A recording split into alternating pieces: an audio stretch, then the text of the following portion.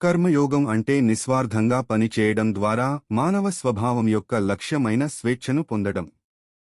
కాబట్టి ప్రతి స్వార్థపూరిత చర్య మన చేరువను ఆలస్యం చేస్తుంది. లక్ష్యం మరియు ప్రతి నిస్వార్థ చర్య మనల్ని లక్ష్యం వైపు తీసుకెడుతుంది.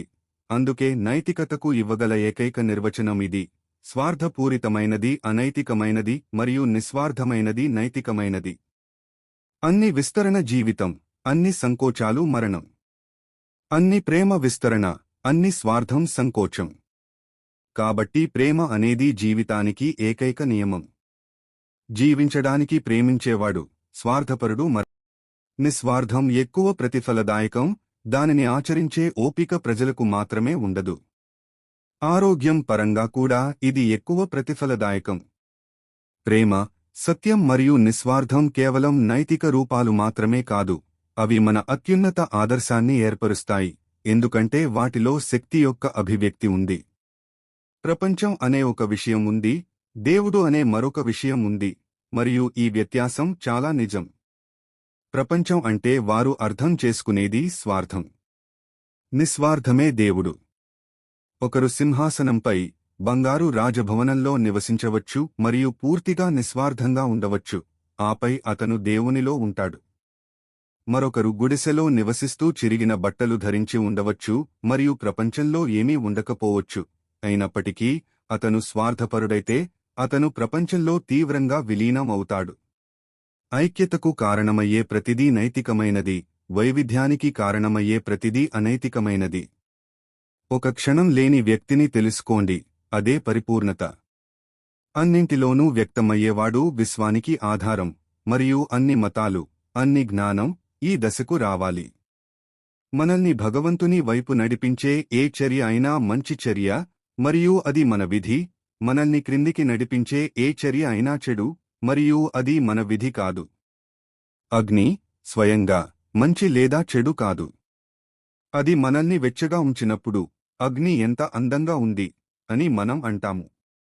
అది మన వేళ్లను కాల్చినప్పుడు మనం దానిని నిందిస్తాము. అయినప్పటికీ అది మంచి లేదా చెడు కాదు. మనం దానిని ఉపయోగించే దాని ప్రకారం అది మనలో మంచి లేదా చెడు అనే భావనను ఉత్పత్తి చేస్తుంది. అలాగే ఈ ప్రపంచం కూడా. ఇది పరిపూర్ణమైనది. పరిపూర్ణత అంటే దాని లక్ష్యాలను చేరుకోవడానికి అది సంపూర్ణంగా సరిపోతుంది. మీరు నిస్వార్థపరులా? అదే ప్రశ్న. మీరు నిస్వార్థపరులైతే ఒక్క మతపరమైన పుస్తకం చదవకుండానే, ఒక్క చర్చి లేదా ఆలయంలోకి వెళ్లకుండానే మీరు పరిపూర్ణులు అవుతారు. ఇతరులకు సహాయం చేయడం ఒక అదృష్టం. ఎత్తైన పీఠంపై నిలబడి మీ చేతిలో 5 సెంట్లు తీసుకుని, ఇదిగో నా పేదవాడా అని చెప్పకండి, కాని పేదవాడు అక్కడ ఉన్నందుకు కృతజ్ఞతతో ఉండండి. తద్వారా అతనికి బహుమతి ఇవ్వడం ద్వారా మీరు మీకు మీరే సహాయం చేసుకోగలరు. ఆశీర్వదించబడేది స్వీకరించేవాడు కాదు, ఇచ్చేవాడు. మీరు బానిసలా కాకుండా యజమానిలా పనిచేయాలి. నిరంతరం పనిచేయాలి, కానీ బానిస పని చేయకూడదు. ముగింపు వరకు సాధనాలపై కూడా అంతే శ్రద్ధ వహించండి. మొదట అది అనుభూతి చెందుతుంది, తరువాత అది ఇష్టపూర్వకంగా మారుతుంది, మరియు ఆ ఇష్టపూర్వకంగా నుండి ప్రతి సిర, నాడి మరియు కండరాల ద్వారా పనికోసం అపారమైన శక్తి వస్తుంది. మీ శరీరం యొక్క మొత్తం ద్రవ్యరాశి నిస్వార్థమైన కర్మ యోగ సాధనంగా మారే వరకు మరియు పరిపూర్ణమైన స్వీయ త్యజించడం మరియు పూర్తి నిస్వార్థత యొక్క కావలసిన ఫలితం సరిగ్గా సాధించబడే వరకు. పవిత్రంగా ఉండండి మరియు మీ వద్దకు వచ్చే ఎవరికైనా మీ శక్తిలో ఉన్నంత వరకు సహాయం చేయండి. మరియు ఇది మంచి కర్మ. దీని శక్తి ద్వారా హృదయం స్వచ్ఛంగా మారుతుంది, చిత్తశుద్ధి, ఆపై ప్రతిదానిలో నివసించే శివుడు వ్యక్తమవుతాడు.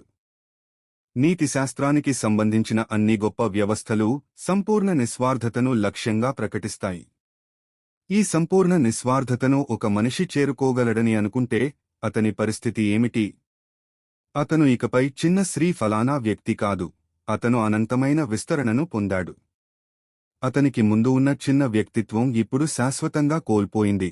అతను అనంతం అయ్యాడు మరియు ఈ అనంతమైన విస్తరణను సాధించడం నిజానికి అన్ని మతాల మరియు అన్ని నైతిక మరియు తాత్విక బోధనల లక్ష్యం. ఇది సమతుల్యత కలిగిన వ్యక్తి, ప్రశాంతమైన వ్యక్తి, మంచి తీర్పు మరియు చల్లని నరాలు, గొప్ప సానుభూతి మరియు ప్రేమ కలిగిన వ్యక్తి, మంచి పని చేస్తాడు మరియు తనకు తానుగా మంచి చేసుకుంటాడు.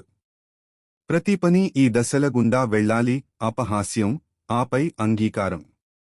తన సమయం కంటే ముందుగా ఆలోచించే ప్రతి మనిషి ఖచ్చితంగా తప్పుగా అర్థం చేసుకుంటాడు, కాబట్టి వ్యతిరేకత మరియు హింస స్వాగతించబడతాయి. కాని స్థిరంగా మరియు స్వచ్ఛంగా ఉండాలి మరియు దేవునిపై అపారమైన విశ్వాసం కలిగి ఉండాలి, మరియు ఇవన్నీ అదృశ్యమవుతాయి. దేవుడు మరియు దెయ్యం మధ్య తేడా నిస్వార్థత మరియు స్వార్థంలో తప్ప మరేమీ లేదు. దేవునికి ఎంత తెలుసు? దేవునికి అంతే శక్తిమంతుడు దెయ్యం. అతనికి మాత్రమే పవిత్రత లేదు, అదే అతన్ని దెయ్యంగా చేస్తుంది. ఆధునిక ప్రపంచానికి కూడా ఇదే ఆలోచనను వర్తింపజేయండి. పవిత్రత లేకుండా అధిక జ్ఞానం మరియు శక్తి మానవులను దయ్యాలుగా చేస్తుంది. మీరు ఏమి చేసినా దాని గురించి బాగా ఆలోచించండి. మీ చర్యలన్నీ ఆలోచన యొక్క శక్తి ద్వారానే గొప్పగా రూపాంతరం చెందుతాయి, దైవీకరించబడతాయి. మనం ప్రేమ, ధర్మం మరియు పవిత్రతలో ఎంతగా పెరుగుతామో అంతగా మనం ప్రేమ, ధర్మం మరియు పవిత్రతను బయట చూస్తాము. ఇతరులను ఖండించే ప్రతి పని మనల్ని మనం ఖండిస్తుంది. సూక్ష్మదర్శినిని సర్దుబాటు చేసుకోండి మరియు స్థూల విశ్వం మీకోసం తనను తాను సర్దుబాటు చేసుకుంటుంది. పోటీ అసూయను రేకెత్తిస్తుంది మరియు అది హృదయంలోని దయను చంపుతుంది. గుణుగుతున్న వ్యక్తికి అన్ని విధులు అసహ్యంగా ఉంటాయి. ఏదీ అతన్ని ఎప్పుడూ సంతృప్తి పరచదు మరియు అతని మొత్తం జీవితమే వైఫల్యంగా నిరూపించబడుతుంది. దుఃఖం అనుబంధం ద్వారా వస్తుంది, పని ద్వారా కాదు.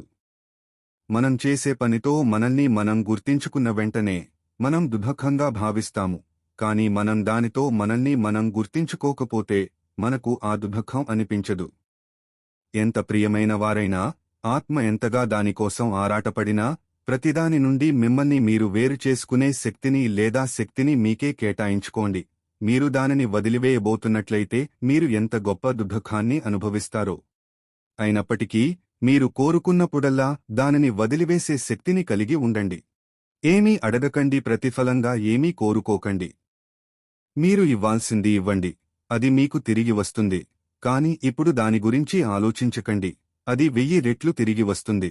కాని దానిపై శ్రద్ధ ఉండకూడదు. అయినప్పటికీ ఇచ్చే శక్తి ఉండాలి. ఇవ్వండి మరియు అది అక్కడే ముగుస్తుంది. కాబట్టి ప్రతిఫలంగా ఏమీ అడగండి, కాని మీరు ఎంత ఎక్కువ ఇస్తే అంత ఎక్కువ మీకు వస్తుంది.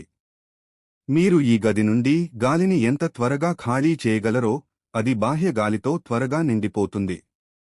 చెడు అంటే ఏమిటో ప్రతి ఒక్కరూ చూపించగలరు, కాని కష్టం నుండి బయటపడటానికి ఒక మార్గాన్ని కనుగొనే మానవాళి స్నేహితుడు. మనల్ని బయటకు లాగడానికి మనకు చేయి ఇచ్చే వ్యక్తి ఎక్కడా? మనల్ని నిజంగా ప్రేమించే వ్యక్తి ఎక్కడా? మన పట్ల సానుభూతి ఉన్న వ్యక్తి ఎక్కడా? ఆ వ్యక్తి కావాలి. ఈ నరకంలో ఒక ఒంటరి వ్యక్తి హృదయంలోకి ఒక రోజు అయినా కొంచెం ఆనందం మరియు శాంతిని తీసుకురాగలిగితే అంత మాత్రమే నిజం. ఇది నా జీవితమంతా బాధపడ్డ తర్వాత నేను నేర్చుకున్నాను, మిగతావన్నీ కేవలం చంద్రకాంతి. మనలో చాలామంది కొన్ని సంవత్సరాలకు మించి చూడలేరు, కొన్ని జంతువులు కొన్ని అడుగులకు మించి చూడలేనట్లే. కేవలం ఒక చిన్న ఇరుకైన వృత్తం, అదే మన ప్రపంచం. మనకు దాటి చూసే ఓపిక లేదు, తద్వారా అనైతికంగా మరియు దుష్టంగా మారతాము. ఇది మన బలహీనత, మన శక్తిహీనత. మొదటగా ఆహార బహుమతి వస్తుంది, తరువాత నేర్చుకునే బహుమతి, మరియు అన్నింటికంటే అత్యున్నతమైనది జ్ఞాన బహుమతి.